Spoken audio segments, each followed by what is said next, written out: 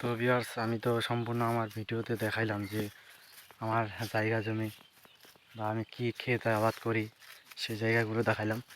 অনেকক্ষণ তো আপনাদের সাথে কথা বললাম। তো এবার তাহলে বাড়ি যাওয়া যাক, বাড়ির উদ্দেশ্যে রওনা দিয়ে দিলাম। আর বর্তমান কিন্তু দুপুর হয়ে গেছে। আর এই দুপুরে কিন্তু জিন ভূত অনেকে থাকে, অনেক থাকে। কখন আক্রমণ করবে তার কোনো ঠিক নেই। তার জন্য আমি এখানে আর বেশিক্ষণ থাকবো না, আমি চলে যেতে চাচ্ছি। তো রওনা দিচ্ছি। আমি যে এই রাস্তা দিয়ে যাচ্ছি আর এই আইল দিয়ে যাচ্ছি, এই আইল দিয়ে আর কি মূলত আমরা সবসময় যাওয়া আসা করি। তাই আমরা ছোটোবেলা থেকে আমরা এই যাওয়া আসা করি, বুঝছেন।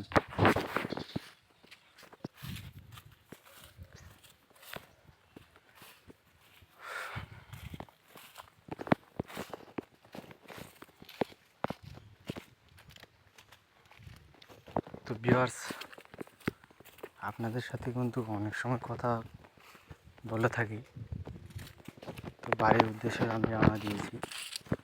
এখন পর্যন্ত কিন্তু আমি বাড়ি যেয়ে ঠেকে নেই।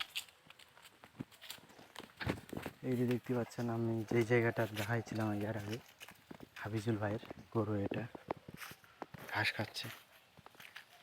আসলে তাদের জায়গা জমি বাঁধার একটা জায়গা আছে, তারা বাঁধেছে। আর যাদের জায়গা জমি নেই তারা কোথায় বাঁধে?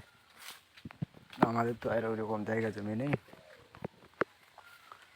মাঠে গিয়ে বাঁধবো বা রাস্তায় গিয়ে বাঁধবো, তেমন তো কিছু নেই। তাই আমরা বাড়িতে প্রতিদিন ঘাস নিয়ে যাই, গরুর জন্য ঘাস কাটি। আর এই গরু খাইয়া জীবন বাঁচে, গরুকে তো ঘাস খাওয়াইতে হবে নাকি।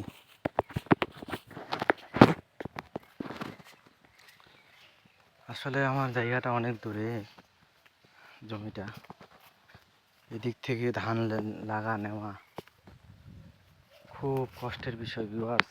কী করার, এত দূর থেকে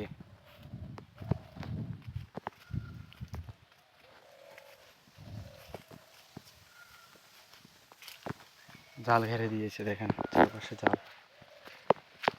কারো যেন গরু ছাগল না খায় তার জন্য জালটা ঘিরে দেয় বিশেষ করে। তো ভিউয়ার্স, আমি কিন্তু এখনও যাই ঠিকই নাই, বেশি দূর আমি যাইতেও ভিডিওটা বড় হয়ে যাবে। তো আজ এই পর্যন্ত থাক, দেখা হবে পরের ভিডিওতে।